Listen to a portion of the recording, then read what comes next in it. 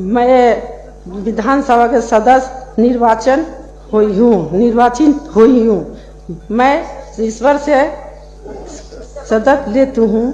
मैं ईश्वर का विधि द्वारा शपथ करती हूँ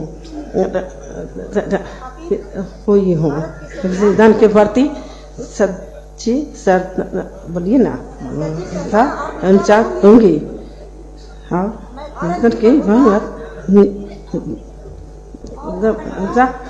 अखंडा अछूत रखूंगी। मैं जिस पद को निवेदन करती हूँ करने वाली हूँ उसके कर्तव्य का श्रद्धापूर्वक निर्वहन करूंगी। धन्यवाद। निर्वाचन क्षेत्र संख्या 238 गोविंदपुर, माननीय सदस्य श्रीमती विनीता मेहता। सभा का सदस्य निर्वाचित हुई हूँ। इस